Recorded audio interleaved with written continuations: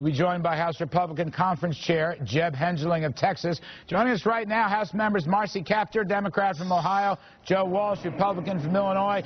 Marcy Kaptur, even the unions, which used to be an essential part of the Democratic Party coalition, want the Keystone Pipeline and they want the temporary payroll tax cut.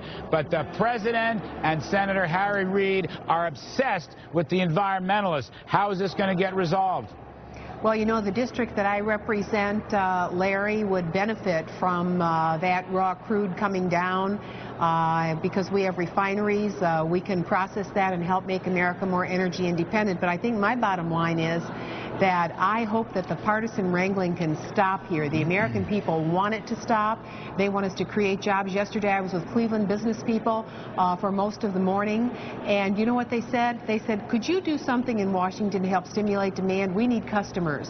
We need to take actions that will put money in people's pockets. We need to create jobs in our state and our country. Go back to Washington and tell the people you work with to give it. Well, that's a good thought, but Mr. Joe Walsh, welcome back. I'm hearing now, our own Luke Russert suggested, if this deal doesn't get done, there could be a government shutdown because the continuing resolution won't pass. So the plot thickens. What's your take on that? Oh, gosh, Larry, good to be with you. I hope that doesn't happen. What the House just passed today should be a bipartisan effort. I mean, you talk about, the President said a week or two ago that this was a make or break moment for the middle class. The reason it is because the middle class isn't working.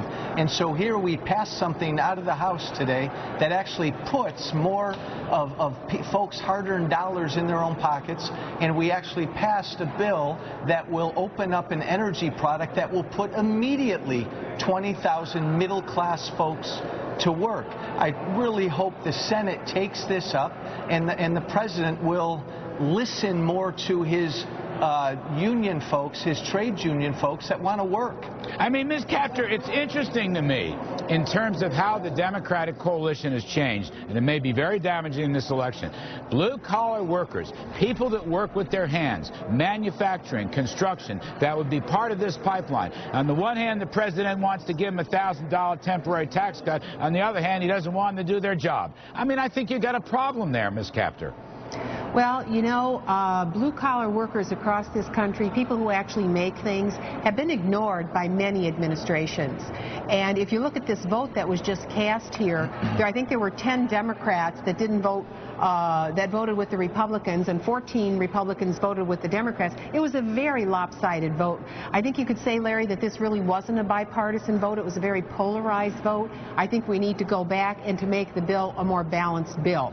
If we would reform our trade laws and try to get fair trade among either China, Japan, Korea, all these places where we have these huge trade deficits, we could insource those jobs back to our country if we could open up those markets. But closed markets are a big problem when it knocks $500 billion off of growth every year. But this is a North American issue. Joe Walsh, is there room for blue-collar workers, construction workers, manufacturing workers that have been absolutely killed and decimated in this recession? Is the Republican Party's arms open to the blue-collar workers? Oh, gosh, Larry, I've never seen the chasm between union leadership and rank-and-file union folks like I see it now. They were promised a bill of goods 3 years ago, and they're still not working. When Republicans talk about getting government out of the way and getting government off of the backs of small businessmen and women, that's something rank-and-file union folks can relate to. Class warfare doesn't work in this country. All right, I got to leave it there. Ms. Marcy Kaptur, thank you. As always, you're very kind. Joe Walsh, great to see you. A little later in the